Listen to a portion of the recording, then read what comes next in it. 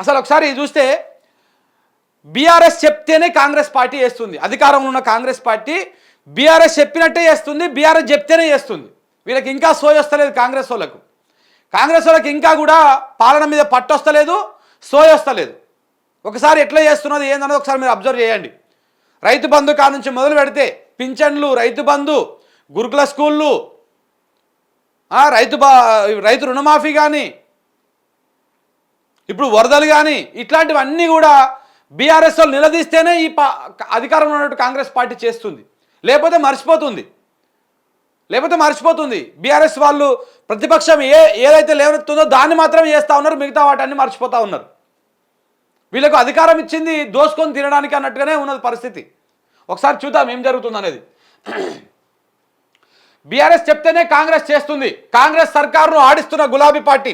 రైతు బంధు నుంచి రుణమాఫీ వరకు, కరెంటు కోతల నుంచి ఖమ్మం వరదల వరకు అన్నింట్లోనూ ప్రతిపక్షం ప్రశ్నిస్తేనే చేస్తున్న సర్కార్. కొట్టొచ్చినట్టు కనబడుతున్న అనుభవ రాహిత్యం. పాము కాటుకు విద్యార్థి చనిపోతే కేటీఆర్ వెళ్ళాలి. కేజీబీవీలో విద్యార్థుల సమస్యలపైన హరీష్ రావు మాట్లాడాలి. ఖమ్మం వరదలపైన బీఆర్ఎస్ నిలదీస్తే కానీ ముందడుగు వేయరు. పాలనలో అనుభవం లేక తప్పుల మీద తప్పులు. సీనియర్ మంత్రులు చెప్పినా వినని రేవంత్ రెడ్డి. అంతా నా ఇష్టం అన్నట్టుగా వ్యవహారం. ఒకసారి ఇక్కడ చూడండి వార్తని. ప్రతిపక్ష బీఆర్ఎస్ పార్టీ ఆడిస్తోంది, అధికార కాంగ్రెస్ పార్టీ ఆడుతోంది. గత కొన్ని రోజులుగా రాష్ట్రంలో జరుగుతున్నటువంటి పరిణామాలు చూస్తే ఎవరికైనా ఇదే అనిపిస్తుంది. రేవంత్ సర్కారులోని అనుభవ రాహిత్యం కొట్టొచ్చినట్టు కనబడుతోంది. పలు సమస్యలపైన బీఆర్ఎస్ గొంతెత్తితేనే ప్రభుత్వం స్పందిస్తుంది, లేదంటే నిర్లక్ష్యంగా వ్యవహరిస్తుంది. దానికి ప్రత్యక్ష నిదర్శనం రాష్ట్రంలోని వరదలు. వాతావరణ శాఖ హెచ్చరించిన పెడచెవిన పెట్టిన సర్కారు. తీరని నష్టం జరిగిన తర్వాత ఇప్పుడు బాధితుల పరామర్శకు వెళ్తోంది. అది కూడా చుట్టపు చూపుగా వెళ్ళి రావడమే తప్ప వారి స్థితిగతులను ఎలా ఉన్నాయన్న పరామర్శ కూడా సరిగ్గా లేకపోవడం వారి పనితీరుకు అద్దం పడతా ఉంది. ఒక్కటి కాదు, అన్నీ అంతే. రాష్ట్రంలో అధికారంలో ఉన్నది ఎవరు? కాంగ్రెస్ పార్టీయే కదా. కొత్తగా ఇదేం ప్రశ్న అంటారా? ప్రభుత్వం వ్యవహరిస్తున్న తీరు చూస్తే ఈ సందేహం రాక మానదు. 10 ఏళ్ల తర్వాత అధికారంలోకి వచ్చిన హస్తం పార్టీ నుంచి ఎంతో ఆశించారు ప్రజలు. అయితే అడుగడుగునా పరిపాలన అనుభవాలేమితో అబాసుపాలవుతోంది. బీఆర్ఎస్ నాయకుల గలమెత్తితే అప్పుడు రంగంలోకి దిగడం అధికార పార్టీకి అలవాటుగా మారిపోయింది. పెన్షన్ల నుంచి మొదలు రైతు బంధు, విద్యుత్ కోతలు, రైతు రుణమాఫీ, గురుకులాల్లో విద్యార్థుల సమస్యలు, కేజీబీవీల్లో విద్యార్థుల నిరసనలు, ఖమ్మం వరద బాధితుల వరకు అన్నింటా తప్పటడుగులే. ఇదిలా ఉంటే సమస్యను చెప్పిన వాళ్ళపైనే ఉల్టా చోర్ కోత్వాల్ కో డాంటే అన్నట్టే తరహాలో సీఎం రేవంత్ రెడ్డి విమర్శలకు దిగడం గమనార్హం. మాజీ మంత్రి సిద్దిపేట ఎమ్మెల్యే హరీష్ రావు అన్నట్టు మాటలు ఎక్కువ పని తక్కువ తరహాలో సీఎం రేవంత్ వ్యవహరిస్తూ ఉన్నారు. ఆఖరికి ప్రభుత్వంలో ఉన్న తోటి సీనియర్ మంత్రులు చెప్పినా వినని పరిస్థితి సీఎం రేవంత్ రెడ్డిది. అన్నీ తనకు తెలుసు అన్నట్టుగా వ్యవహరిస్తున్నారని, వారికి కూడా సరైన గౌరవం ఇవ్వడం లేదని గుసగుసలు వినిపెడుతున్నాయి. ఇక అడగంగా రైతు బంద్ వేసిర్రు. డిసెంబర్ 9 తారీఖు నాడే మేము రైతు బంద్ వేస్తాం, రాగానే రైతు బంద్ వేస్తామని చెప్పిండ్రు. ఏమైంది? ఎక్కడ డిసెంబర్ 9 పోయింది, రైతు బంధు రాలేదని చెప్పేసి రైతులు అడుగుతుంటే అడగంగా 6 నెలలు దాన్ని నాంచి మే నెలలో కంప్లీట్ చేసిండు. ఎందుకంటే అప్పుడు ఎన్నికలు ఉన్నాయి కాబట్టి, అప్పుడు ఈ పార్లమెంట్ ఎన్నికలు ఉన్నాయి కాబట్టి పార్లమెంట్ ఎన్నికలకు నోటిఫికేషన్కు ముందు ఈ రైతు బంధు ప్రక్రియను కంప్లీట్ చేసిండు రేవంత్ రెడ్డి. 6 నెలలు నాన్చిండు. ₹1, ₹2 ఎన్ని విచిత్రాలు పడ్డాయి పైసలు. ఇక ప్రశ్నిస్తే కానీ పింఛన్లు పడవు. ముసలిళ్ళకి ఏం చెప్పిండు రేవంత్ రెడ్డి వస్తేప్పుడు?